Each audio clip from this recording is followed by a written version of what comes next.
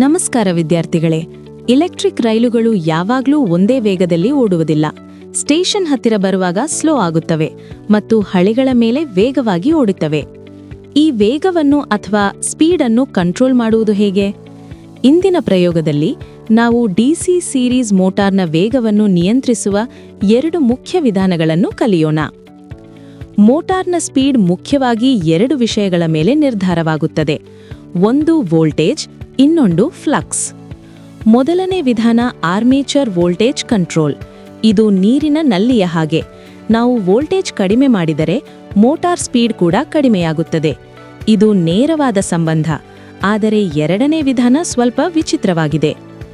ಈ ಪ್ರಯೋಗದ secret concept field weakening. ಇಲ್ಲಿ ಸ್ಪೀಡ್ ಮತ್ತು ಫ್ಲಕ್ಸ್ ನಡುವೆ ವಿಲೋಮ ಅಥವಾ ಉಲ್ಟಾ ಸಂಬಂಧ ಇರುತ್ತದೆ. ನಾವು ಫೀಲ್ಡ್ ಕಾಯಿಲ್ನ ಶಕ್ತಿಯನ್ನು ಕಡಿಮೆ ಮಾಡಿದರೆ, ಅಂದರೆ ಫ್ಲಕ್ಸ್ ಅನ್ನು ಕಡಿಮೆ ಮಾಡಿದರೆ, ಮೋಟಾರ್ನ ಸ್ಪೀಡ್ ಜಾಸ್ತಿಯಾಗುತ್ತದೆ. ಮೋಟಾರನ್ನು ಅದರ ನಾರ್ಮಲ್ ಸ್ಪೀಡ್ಗಿಂತ ಹೆಚ್ಚು ವೇಗವಾಗಿ ಓಡಿಸಲು ನಾವು ಈ ವಿಧಾನ ಬಳಸುತ್ತೇವೆ. ಈಗ ನಾವು ಟ್ರೈನರ್ ಕಿಟ್ ಮೇಲೆ ಇದನ್ನು ಪರೀಕ್ಷಿಸೋಣ. ನೆನಪಿರಲಿ, ಸ್ಪೀಡ್ ಕಂಟ್ರೋಲ್ ಮಾಡುವಾಗ ಮೋಟಾರ್ ಮೇಲೆ ಕಡ್ಡಾಯವಾಗಿ ಲೋಡ್ ಇರಲೇಬೇಕು. ಲೋಡ್ ಇಲ್ಲದೆ ಸ್ಪೀಡ್ ಕಂಟ್ರೋಲ್ ಮಾಡಲು ಹೋಗಬೇಡಿ. ಮೋಟಾರ್ ಡೇಂಜರಸ್ ಸ್ಪೀಡ್ಗೆ ಹೋಗಬಹುದು. ಬನ್ನಿ, ಸುರಕ್ಷಿತವಾಗಿ ಪ್ರಯೋಗ ಶುರು ಮಾಡೋಣ. ಡಿಯರ್ ಟ್ರೈನೀಸ್, ಓದ ಎಕ್ಸ್ಪೆರಿಮೆಂಟ್ ನಾವೇನು ಮಾಡಿದ್ವಿ? To start and run and to change the ಡಿವರ್ ಆಫ್ DC ಸೀರೀಸ್ ಮೋಟ್ರ್ ಅಂತಕ್ಕಂಥ ಎಕ್ಸ್ಪೆರಿಮೆಂಟ್ನ ಮಾಡಿದ್ವಿ. ಇವತ್ತು ನಾವು speed control of DC series motor. ನಾವು ಸ್ಪೀಡ್ ಇದು ಅಬ್ನಾರ್ಮಲ್ ಸ್ಪೀಡ್ಗೆ ಹೋಗುತ್ತೆ ಅಂತ ಹೇಳಿದೆ ಅಲ್ವಾ? ಸೊ ಇಲ್ಲಿ ನಾವು ಆ ಸ್ಪೀಡನ್ನು ನಾವು ಕಂಟ್ರೋಲ್ ಮಾಡೋದು ಯಾವ ರೀತಿ ಅಂತ ನೋಡೋಣ. ಯಾಕೆ ಅಂದರೆ ಈ DC ಸೀರೀಸ್ ಮೋಟ್ರನ್ನ ನಿಮಗೆಲ್ಲ ಗೊತ್ತು. ಎಲೆಕ್ಟ್ರಿಕ್ ಟ್ರ್ಯಾಕ್ಷನ್ನಲ್ಲಿ, ಕ್ರ್ಯಾಮ್ವೇಸ್ಗಳಲ್ಲಿ ಮತ್ತು ನಿಮ್ಮ ಮೆಟ್ರೋ ಟ್ರೈನ್ಗಳಲ್ಲಿ ಎಲ್ಲ ಕಡೆ ನಾವು ಈ DC ಸೀರೀಸ್ ಮೋಟ್ರನ್ನೇ ಜಾಸ್ತಿ ಯೂಸು ಮಾಡ್ತೀವಿ. ಯಾಕೆ ಅಂದರೆ ಇದು ಒಂದೇ ಮೋಟ್ರ್ ನಮಗೆ ಲೋಡ್ ಎಷ್ಟೇ ಇದ್ರೂ ಕೂಡ ಸ್ಟಾರ್ಟ್ ಆಗಿ ಮುಂದಕ್ಕೆ ಪುಲ್ ಮಾಡ್ಕೊಂಡು ಹೋಗ್ತಕ್ಕಂಥ ಒಂದು ಟಾರ್ಕ್ ಪ್ರೊಡ್ಯೂಸ್ ಆಗೋದು ಈ DC ಸೀರೀಸ್ ಮೋಟ್ರಲ್ಲೇ. ಗಮನವಿಟ್ಟು ಕೇಳಿ. DC ಸೀರೀಸ್ ಮೋಟಾರ್ಗೆ ಹೈ ಸ್ಟಾರ್ಟಿಂಗ್ ಟಾರ್ಕ್, ಅಂದ್ರೆ ನಿಂತಿರೋ ರೈಲನ್ನ ಎಳೆಯೋಕೆ ಬೇಕಾದ ತಾಕತ್ತು ಇದರಲ್ಲಿ ತುಂಬಾ ಜಾಸ್ತಿ. ಆದ್ರೆ ನೆನ್ಪಿರ್ಲಿ, ಲೋಡ್ ಇಲ್ದೆ ಇದನ್ನ ಯಾವತ್ತೂ ಸ್ಟಾರ್ಟ್ ಮಾಡಬಾರ್ದು. ಯಾಕೆ ಅಂತ ಮುಂದೆ ಹೇಳ್ತೀನಿ. ಹಾಗಾಗಿ ಈ DC ಸೀರೀಸ್ ಮೋಟ್ರು ಸ್ಪೀಡ್ನ ಹೆಂಗೆ ಕಂಟ್ರೋಲ್ ಮಾಡೋದು? ಸೊ ನಾವು ಸ್ಪೀಡ್ನೇ ಕಂಟ್ರೋಲ್ ಮಾಡೋಕ್ಕಾಗಲಿಲ್ಲ ಅಂದರೆ ಸ್ಟಾರ್ಟ್ ಮಾಡಿದ ತಕ್ಷಣ ಈಗ ರೈಲ್ಗೆ ಹಾಕಿದ್ದಾರೆ ಅಂದರೆ ರೈಲ್ ಎಲ್ಲೋ ಹೋಗಿ ಗುದ್ಬಿಡಲ್ವಾ? ಎಲ್ಲೂ ಸ್ಟಾಪೇ ಆಗಲ್ಲ. ಇದ್ರ ಸ್ಪೀಡ್ನ ಯಾವ ರೀತಿ ಕಂಟ್ರೋಲು ಮಾಡೋದು? DC ಸೀರೀಸ್ ಮೋಟಾರ್ ಇವತ್ತು ಮಾಡೋ experiment, aim of the experiment to control the speed of DC series motor ಅನ್ನೋದನ್ನು ಮಾಡೋಣ. ಸೊ ನಾವಿಲ್ಲಿ ಈ ಸೀರೀಸ್ ಮೋಟ್ರ್ ಮಾಡಲಿಕ್ಕೆ ನಮಗೆ ಏನೇನು ಮೆಟೀರಿಯಲ್ಸು ಬೇಕು, ಸ್ಪೀಡ್ ಕಂಟ್ರೋಲ್ ಮಾಡಲಿಕ್ಕೆ ಏನೇನು ಮೆಟೀರಿಯಲ್ಸು ಬೇಕು? ಸೊ ನಮ್ಮ ಹತ್ರ ಇರ್ತಕ್ಕಂಥ DC ಮೋಟ್ರ್ ಪ್ಯಾನಲನ್ನೇ ಯೂಸ್ ಮಾಡ್ಕೊಳ್ಳೋಣ. ಸೊ ಅದೇ ಮೋಟ್ರ್ ಪ್ಯಾನಲಲ್ಲಿ ಏನೇನಿದೆ, ನಾನು ಹಿಂದಿನ ಎಕ್ಸ್ಪೆರಿಮೆಂಟ್ ಹೇಳ್ದಂಗೆ DC ಸಪ್ಲೈ ಬರ್ತಾ ಇದೆ. ಮೋಟ್ರನ್ನ ಸ್ಟಾರ್ಟ್ ಮಾಡಲಿಕ್ಕೆ 2 ಪಾಯಿಂಟ್ ಸ್ಟಾರ್ಟ್ರನ್ನ ಇಲ್ಲೇ ಕೊಟ್ಟಿದ್ದಾರೆ, ಮತ್ತು ಮೋಟ್ರ್ ಕನೆಕ್ಷನ್ಸು ಇಲ್ಲೇ ಇದೆ. ಇದಕ್ಕೆ ಒಂದು ಎಕ್ಸ್ಟ್ರಾ ಒಂದು ಏನಿದೆ, ಒಂದು ರಿಯೋಸ್ಟಾಟನ್ನು ಕೊಟ್ಟಿದ್ದಾರೆ ನೋಡಿ. ಇಲ್ಲಿ 50 ohms 5 amps ಒಂದು ರಿಯೋಸ್ಟಾಟನ್ನು ನಾವು ಯೂಸು ಮಾಡ್ತೀವಿ. ಇವಾಗ ಸರ್ಕ್ಯೂಟ್ ಡಯಾಗ್ರಾಮಲ್ಲೂ ಇದೆ ನೋಡಿ, ಅದನ್ನು ರಿಯೋಸ್ಟಾಟ್ ಹಾಕಿದ್ದೀವಿ. ಇನ್ ಸೀರೀಸ್ ವಿತ್ ಸಪ್ಲೈ ಜೊತೆ ಹಾಕಿದ್ದೀವಿ ಅದನ್ನು. ಸೊ ಇದ್ರ 2 ಟರ್ಮಿನಲ್ಲು ಕೂಡ ಇಲ್ಲಿ 2 ಗ್ರೀನ್ ಕಲರ್ ಟರ್ಮಿನಲ್ ಕಾಣಿಸ್ತಾ ಇದೆಯಲ್ಲ, ಇದ್ರದ್ದು ಕನೆಕ್ಷನ್ ಇಲ್ಲಿಂದ ಬಂದು ಇಲ್ಲಿಗೆ ಬಂದಿರುತ್ತೆ. ಸೊ ನಾವು ಇಲ್ಲಿಗೆ ಕನೆಕ್ಷನ್ ಕೊಟ್ಟರೆ ರಿಯೋಸ್ಟಾಟು ಕನೆಕ್ಟು ಆಗುತ್ತೆ. ವೋಲ್ಟ್ ಮೀಟ್ರನ್ನ ನಾವು ಇಲ್ಲಿ DC ಮೀಟರ್ಸ್ಗಳನ್ನ ಯೂಸ್ ಮಾಡಿದ್ದಾರೆ. DC ಮೀಟ್ರಲ್ಲಿ ವೋಲ್ಟ್ ಮೀಟ್ರನ್ನ ನಾವು ವೋಲ್ಟೇಜ್ ಎಷ್ಟು ಬರ್ತಾ ಇದೆ ಅಂತ ಮೆಜರ್ ಮಾಡಲಿಕ್ಕೆ ಯೂಸ್ ಮಾಡ್ತೀವಿ. ಈ ವೋಲ್ಟ್ ಮೀಟ್ರನ್ನ ನಾನು ಮೊದಲೇ ಹೇಳ್ದಂಗೆ ಯಾವಾಗಲೂ ಪ್ಯಾರಲಲ್ಲಾಗೆ ಕನೆಕ್ಟ್ ಮಾಡಬೇಕು. ಪ್ಯಾರಲಲ್ ಕನೆಕ್ಟ್ ಮಾಡಬೇಕಾದ್ರೆ ಈ ವೋಲ್ಟ್ ಮೀಟ್ರನ್ನ DC ವೋಲ್ಟ್ ಮೀಟರ್ ಕನೆಕ್ಟ್ ಮಾಡಬೇಕಾದ್ರೆ ಪೊಲಾರಿಟಿನ ಮಸ್ಟ್ ಆ್ಯಂಡ್ ಶುಡ್ ನೀವು ನೋಡಲೇಬೇಕು. ರಿವರ್ಸ್ ಕನೆಕ್ಟ್ ಮಾಡಿದ್ರೆ ಮೀಟ್ರ್ ಡ್ಯಾಮೇಜ್ ಆಗ್ತಕ್ಕಂಥ ಚಾನ್ಸಸ್ಸು ಜಾಸ್ತಿ ಇರುತ್ತೆ. ಇಲ್ಲಿ ಸೇಫ್ಟಿ ತುಂಬಾ ಮುಖ್ಯ.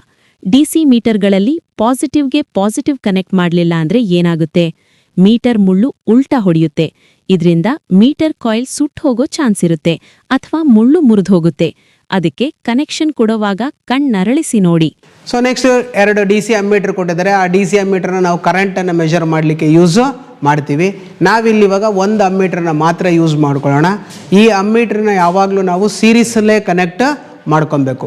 ಯಾವುದೇ ಕಾರಣಕ್ಕೂ ಪ್ಯಾರಲಲ್ಲಾಗಿ ಕನೆಕ್ಟ್ ಮಾಡಬಾರ್ದು. ನೆಕ್ಸ್ಟ್ ಇದರಲ್ಲೂ ಕೂಡ ನೀವು ಪೊಲಾರಿಟಿನ ಮಸ್ಟ್ ಆ್ಯಂಡ್ ಶುಡ್ ನೋಡಲೇಬೇಕು. ರಿವರ್ಸ್ ಕೊಟ್ಟರೆ ಇಲ್ಲೂ ಕೂಡ ಮೀಟ್ರು ಡ್ಯಾಮೇಜ್ ಆಗ್ತಕ್ಕಂಥ ಚಾನ್ಸಸ್ಸು ಜಾಸ್ತಿ ಇರುತ್ತೆ. ಸೊ ಹಾಗಾಗಿ ನಾವು ಈ ಒಂದು ಸೇಫ್ಟಿನ ನೋಡಲೇಬೇಕು. ನೀವು ಎಕ್ಸ್ಪೆರಿಮೆಂಟ್ ಏನೇ ಕನೆಕ್ಷನ್ಸ್ ಇದರಲ್ಲಿ ಮಾಡಲಿಕ್ಕೂ ಮುಂಚೆ ಫಸ್ಟ್ ಈ MCBನ ಆಫ್ ಕಂಡೀಷನಲ್ಲೇ ಇಟ್ಕೊಬೇಕು. ಗೊತ್ತಾಯ್ತೇನಪ್ಪ? ಸೊ ಈಗ ನಾವು ನಮ್ಮ ಸರ್ಕ್ಯೂಟ್ ಡಯಾಗ್ರಾಮ್ ಏನು ಬರ್ಸಿದ್ದೀವಿ ಅದ್ರ ಪ್ರಕಾರ ಕನೆಕ್ಷನ್ಸನ್ನು ಮಾಡ್ತಾ ಹೋಗೋಣ. ನೋಡಿ, ಮೊದಲನೇದಾಗಿ ಸರ್ಕ್ಯೂಟಲ್ಲಿ ಏನು ಬರ್ಸಿದ್ದೀನಿ, ಡಿ ಸಿ ಸಪ್ಲೈಯಿಂದ ಬಂದಿದ್ದ ವೈರು ಎಲ್ಲಿಗೋಯ್ತು, ಸ್ಟಾರ್ಟರ್ ಎಲ್ ಟರ್ಮಿನಲ್ಗೆ ಹೋಯ್ತು. ನೋಡಿ, ಡಿ ಸಿ ಸಪ್ಲೈ ಪಾಸಿಟಿವಿಂದ ಬಂದಿದ್ದು ಸ್ಟಾರ್ಟರ್ 2 ಪಾಯಿಂಟ್ ಸ್ಟಾರ್ಟರ್ನ ಎಲ್ ಟರ್ಮಿನಲ್ಗೆ ಹೋಯ್ತು. ಓಕೆನಾ? ನೆಕ್ಸ್ಟು 2 ಪಾಯಿಂಟ್ ಸ್ಟಾರ್ಟರ್ ಎ ಟರ್ಮಿನಲ್ಲಿಂದ ಬಂದಿದ್ದು ಎಲ್ಲಿಗೆ ಹೋಗುತ್ತೆ, ಅಮ್ಮೀಟರ್ ಪ್ಲಸ್ಗೆ ಹೋಯ್ತು. Ammeter plus. ಅಮ್ಮೀಟರ್ ಮೈನಸ್ಸಿಂದ ಬಂದಿದ್ದು ಎಲ್ಲಿಗೆ ಹೋಗುತ್ತೆ, ರಿಯೋಸ್ಟ್ಯಾಟ್ಗೆ ಹೋಯ್ತು. ನೋಡಿ, ಎಲ್ಲಿಗೆ ಹೋಗುತ್ತೆ, ರಿಯೋಸ್ಟ್ಯಾಟ್ಗೆ ಹೋಯ್ತು. ರಿಯೋಸ್ಟ್ಯಾಟಿಂದ ಬಂದಿದ್ದು ಸೀರೀಸ್ ಫೀಲ್ಡ್ S1 ಅಥವಾ D1ಗೆ ಬಂತು.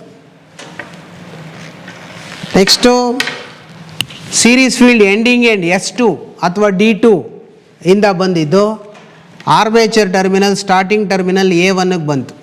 S2 A2 ಶಾರ್ಟ್ ಅಂದರೆ it means D2 A1 short ಆಯಿತು, S2 A1 ಶಾರ್ಟ್ ಆಯಿತು. So next armature ending end A2 ಇಂದ ಬಂದಿದ್ದು ಎಲ್ಲಿಗೋಯ್ತು, ಪವರ್ ಸಪ್ಲೈ ನೆಗೆಟಿವ್ಗೆ ಹೋಯ್ತು, ಡಿ ಸಿ ಸಪ್ಲೈ ನೆಗೆಟಿವ್ಗೆ ಹೋಯ್ತು. ನೆಕ್ಸ್ಟು ನಾವು ಒಂದು ವೋಲ್ಟ್ ಮೀಟ್ರನ್ನ ಕನೆಕ್ಟ್ ಮಾಡಬೇಕು. ಎಷ್ಟು ಸಪ್ಲೈ ಬರ್ತಾ ಇದೆ ಅಂತ ನೋಡಲಿಕ್ಕೆ ವೋಲ್ಟ್ ಮೀಟ್ರನ್ನ ಕನೆಕ್ಟ್ ಮಾಡಬೇಕು. ಆ ವೋಲ್ಟ್ ಮೀಟ್ರ್ ಕನೆಕ್ಷನ್ ಎಲ್ಲಿಂದ ಕೊಟ್ಟಿದ್ದೀವಿ, ವೋಲ್ಟ್ ಮೀಟ್ರ್ ಪ್ಲಸ್ಸಿಂದ ಬಂದಿದ್ದು ಸಪ್ಲೈ ಪಾಸಿಟಿವ್ಗೆ ಬಂತು. ನೋಡಿ, ಎಲ್ಲಿಗೆ ಬಂತು, ಸಪ್ಲೈ ಪಾಸಿಟಿವ್ಗೆ ಬಂತು. ನೆಕ್ಸ್ಟು ವೋಲ್ಟ್ ಮೀಟ್ರ್ ನೆಗೆಟಿವಿಂದ ಬಂದಿದ್ದು ಎಲ್ಲಿಗೆ ಬಂತು, ಸಪ್ಲೈ ನೆಗೆಟಿವ್ಗೆ ಬಂತು. ಓಕೆನಾ? ನೆಗೆಟಿವ್ ಇಲ್ಲಿದೆ ನೋಡಿ. ಸೊ ನಮ್ಮ ಸರ್ಕ್ಯೂಟ್ ಪೂರ್ತಿ ಏನಾಯಿತು, ಕಂಪ್ಲೀಟ್ ಆಯಿತು. ಈ ಸರ್ಕ್ಯೂಟ್ ಲಾಜಿಕ್ ಅರ್ಥ ಮಾಡ್ಕೊಳ್ಳಿ. ನಾವಿಲ್ಲಿ ರಿಯೋಸ್ಟ್ಯಾಟ್ ಅನ್ನ ಮೋಟಾರ್ ಜೊತೆ ಸೀರೀಸ್ ಆಗಿ ಕನೆಕ್ಟ್ ಮಾಡಿದ್ದೀವಿ. ಇದರರ್ಥ ನಾವು ರಿಯೋಸ್ಟ್ಯಾಟ್ ಆಪರೇಟ್ ಮಾಡಿದ್ರೆ ಮೋಟಾರ್ಗೆ ಸಿಗೋ ವೋಲ್ಟೇಜ್ ಕಮ್ಮಿಯಾಗುತ್ತೆ. ವೋಲ್ಟೇಜ್ ಕಮ್ಮಿಯಾದ್ರೆ ಸ್ಪೀಡ್ ಕೂಡ ಕಮ್ಮಿಯಾಗುತ್ತೆ. ಇನ್ನೊಂದು ಸತಿ ಚೆಕ್ ಮಾಡ್ಕೊಳ್ಳಿ ನೀವು, ಕನೆಕ್ಷನ್ ಕರೆಕ್ಟ್ ಆಗಿದೆಯಾ ಅಂತ. ಇನ್ನೊಂದು ಸತಿ ನೀವು ಮಾಡಿದ ಮೇಲೆ ಚೆಕ್ ಮಾಡ್ಕೊಬೇಕು. ಚೆಕ್ ಮಾಡ್ಕೊಂಡಾದಮೇಲೆ ನಿಮ್ಮ MCBನ ಡಿ ಸಿ ಸೋರ್ಸ್ MCBನ ಎತ್ತಬೇಕು. ಆನ್ ಮಾಡಿದ್ರೆ ಡಿ ಸಿ ವೋಲ್ಟೇಜ್ ಬರುತ್ತೆ ಇಲ್ಲಿ. ಈಗ ನೀವು ನಿಮ್ಮ ಗಮನ ಎಲ್ಲ 2 ಮೀಟ್ರ್ ಮೇಲೆ ಗಮನ ಇರಬೇಕು. ಒಂದು ಅಮ್ಮೀಟ್ರ್ ಮೇಲೆ, ಇನ್ನೊಂದು RPM ಮೀಟ್ರ್ ಮೇಲೆ. ಯಾಕೆಂದರೆ ನಾವು ಮಾಡ್ತಾ ಇರೋದೇ ಎಕ್ಸ್ಪೆರಿಮೆಂಟು ಸ್ಪೀಡ್ ಕಂಟ್ರೋಲ್ ಮಾಡ್ತಾ ಇರೋದ್ರಿಂದ. ಗೊತ್ತಾಯ್ತಾ? ಸೊ ಈಗ ನೋಡಿ, ಲೋಡು ಮಿನಿಮಮ್, ಮೋಟ್ರ್ ಸ್ಟಾರ್ಟ್ ಮಾಡೋಕ್ಕೂ ಮುಂಚೆ ಮಿನಿಮಮ್ ಲೋಡ್ ಕೊಡಬೇಕು ಅಂತ ಹೇಳಿದ್ನಲ್ಲ. ನೋಡಿ, 2 kg ಅಷ್ಟು ಕೊಟ್ಟಿದ್ದೀನಿ ಅಲ್ಲ, ಆಲ್ರೆಡಿ ಕೊಟ್ಟಿದ್ದೀನಿ. ನೋಡಿ, ಇಲ್ಲಿ 2 kg ಅಷ್ಟು ಲೋಡನ್ನ ಕೊಟ್ಟಿದ್ದೀನಿ. ಸ್ವಲ್ಪ ಇದರೊಳಗಡೆಗೆ ನೀರನ್ನು ಹಾಕಬೇಕು, ಯಾಕೆಂದರೆ ಇದು ಹೀಟ್ ಆಗುತ್ತೆ. ಡ್ರಮ್ಮು ಬೆಲ್ಟು ಕೂಡ ಫ್ರಿಕ್ಷನ್ ಲೋಡ್ ಇರೋದ್ರಿಂದ ಬೆಲ್ಟು ಕೂಡ ಸ್ಮೆಲ್ ಬರಲಿಕ್ಕೆ ಶುರು ಆಗುತ್ತೆ. ಆ ಸ್ಮೆಲ್ ಬರಬಾರ್ದು, ಬೆಲ್ಟ್ ಅದಕ್ಕೆ ಕಚ್ಕೊಬಾರ್ದು ಅಂದರೆ ಸ್ವಲ್ಪ ಇದರೊಳಗಡೆಗೆ ನೀರನ್ನು ಹಾಕಬೇಕು. ಸೊ ಇದನ್ನ ನೋಟ್ ಮಾಡ್ಕೊಳ್ಳಿ. ಡಿಸಿ ಸೀರೀಸ್ ಮೋಟಾರ್ನ ಲೋಡ್ ಹಾಕದನೆ ಯಾಕೆ ಸ್ಟಾರ್ಟ್ ಮಾಡಬಾರ್ದು? ಲೋಡ್ ಇಲ್ಲ ಅಂದ್ರೆ ಕರೆಂಟ್ ಕಮ್ಮಿ ಇರುತ್ತೆ. ಆಗ ಫ್ಲಕ್ಸ್ ಕೂಡ ಕಮ್ಮಿಯಾಗಿ ಸ್ಪೀಡ್ ಸಿಕ್ಕಾಪಟ್ಟೆ ಜಾಸ್ತಿ ಆಗುತ್ತೆ. Dangerously high speed. ಸೆಂಟ್ರಿಫ್ಯೂಗಲ್ ಫೋರ್ಸ್ಗೆ ಆರ್ಮೀಚರ್ ವೈಂಡಿಂಗ್ ಕಿತ್ತು ಬರೋ ಸಾಧ್ಯತೆ ಇರುತ್ತೆ. Safety first. ಹಾಕಿದ್ದೀನಿ ಆಲ್ರೆಡಿ, ನಾನು ಅದಕ್ಕೆ ಹಾಕಿದ್ದೀನಿ. ಸೊ ಈಗ ನಾವು ರಿಯೋಸ್ಟ್ಯಾಟ್ ಪೊಸಿಷನ್ ಏನರಲ್ಲಿ ಇಟ್ಕೊಬೇಕು ಸ್ಟಾರ್ಟ್ ಮಾಡೋಕ್ಕೂ ಮುಂಚೆ ಅಂದರೆ, ರಿಯೋಸ್ಟ್ಯಾಟ್ನ ಏನು ಪೊಸಿಷನ್ ಇದೆ, ಫುಲ್ ಕಟ್ಔಟ್ ಇಡಬೇಕು. ಕಟ್ಔಟ್ ಅಂದರೆ ಸರ್ಕ್ಯೂಟ್ ಒಳಗಡೆ ಆ ರೆಸಿಸ್ಟೆನ್ಸು ಸೇರ್ಕೊಂಡಿರಬಾರ್ದು. ಅದಕ್ಕೆ ನಾವೇನಂತ ಕರಿತೀವಿ, ಕಟ್ಔಟ್ ಅಂತ ಕರಿತೀವಿ. ಇದೇನಾದ್ರು ಒಳಗಡೆ ಈ ಥರ ಫುಲ್ ಕೆಳಗಡೆ ಇಲ್ಲಿಗೆ ಬಂತು ಅಂದರೆ ಸರ್ಕ್ಯೂಟ್ ಒಳಗಡೆ ರೆಸಿಸ್ಟೆನ್ಸು ಇನ್ಕ್ಲೂಡು ಆಯಿತು ಅಂತ. ಗೊತ್ತಾಯ್ತಾ? ಸೊ ಅವಾಗ ಏನಾಗುತ್ತೆ, ಸರ್ಕ್ಯೂಟ್ ಒಳಗಡೆ ಕರೆಂಟು ರೆಸಿಸ್ಟೆನ್ಸ್ ಮುಖಾಂತರ ಪಾಸಾಗಿ ನಮಗೆ ಮೋಟ್ರಿಗೆ ಹೋಗುತ್ತೆ. ಸೊ ಇದನ್ನು ನೀವೇನು ಮಾಡಬೇಕು, ಕಟ್ಔಟ್ ಪೊಸಿಷನಲ್ಲಿ ಇಡಿ. ಓಕೆನಾ? ಕಟ್ಔಟ್ ಅಂದ್ರೆ ರಿಯೋಸ್ಟ್ಯಾಟ್ ರೆಸಿಸ್ಟೆನ್ಸ್ ಸರ್ಕ್ಯೂಟಿಂದ ಹೊರಗಿದೆ ಅಂತ. ಅಂದ್ರೆ ಈಗ ರೆಸಿಸ್ಟೆನ್ಸ್ 0 ಇರುತ್ತೆ. ಮೋಟಾರ್ ನಾರ್ಮಲ್ ಸ್ಪೀಡಲ್ಲಿ ಓಡುತ್ತೆ. ನಾವು ರಿಯೋಸ್ಟ್ಯಾಟ್ ಮೂವ್ ಮಾಡಿದ್ಮೇಲೆ ರೆಸಿಸ್ಟೆನ್ಸ್ ಆಡ್ ಆಗಿ ಸ್ಪೀಡ್ ಕಮ್ಮಿಯಾಗುತ್ತೆ. ಕನ್ಫ್ಯೂಸ್ ಆಗಬೇಡಿ. ಸೊ ಕಟ್ಔಟ್ ಪೊಸಿಷನ್ ಹಿಡಿದ್ರೆ ಈಗ ನೀವು ನೋಡಬೇಕಾಗಿರೋದು 2, ಒಂದು ಅಮ್ಮೀಟರ್, ಇನ್ನೊಂದು RPM ಮೀಟರ್. ಸೊ ಸ್ಟಾರ್ಟ್ ಮಾಡಿದೆ, ಅಥವಾ ನಿಮ್ಮಲ್ಲಿ RPM ಮೀಟರ್ ನೋಡಿ ಸ್ಟಾರ್ಟ್ ಮಾಡ್ತೀನಿ. ನಿಧಾನಕ್ಕೆ ಸ್ಮೂತಾಗಿ ಹ್ಯಾಂಡಲ್ ಸ್ಟಾರ್ಟ್ ಮಾಡಿದೆ. ಈಗ ಎಷ್ಟು ತಿರುಗ್ತಾ ಇದೆ, ಕರೆಂಟು 3.15 ಆಮ್ಸ್ ಇದೆ, 1514 ಆಮ್ಸ್ ಇದೆ. ಸ್ಪೀಡು 2500 RPM ತಿರುಗ್ತಾ ಇದೆ, 2450 RPM ತಿರುಗ್ತಾ ಇದೆ. ಸೊ ಈಗ ನಾನೇನು ಮಾಡ್ತೀನಿ, ವೇರಿ ಮಾಡ್ತೀನಿ. ನೋಡಿ, ವೇರಿ ಮಾಡಿದ್ರೆ ಏನಾಯಿತು ನೋಡಿ, ಕರೆಂಟ್ ಕಮ್ಮಿ ಆಯಿತಾ? ಕರೆಂಟ್ ಏನಾಯಿತು? ಕಮ್ಮಿ ಆಯಿತಾ? ಕಮ್ಮಿ ಆಯಿತು ನೋಡಿ. ಇಲ್ಲಿ 0.01 ಲೆವೆಲಲ್ಲಿ ಕಮ್ಮಿ ಆಗ್ತಾ ಇದೆ. 3.14, 13, 14, 15 ಸ್ವಲ್ಪ ಇಲ್ಲಿ ಲೋಡ್ ಕೊಟ್ಟಿರೋದಕ್ಕೆ ವೇರಿಯೇಷನ್ನು ಆಗ್ತಾ ಇರುತ್ತೆ. ಸ್ಪೀಡ್ ಅಬ್ಸರ್ವ್ ಮಾಡಿ. ಇಲ್ಲಿ ಸ್ಪೀಡ್ ಏನಾಯಿತು? 2104 RPMಗೆ ಬಂತು.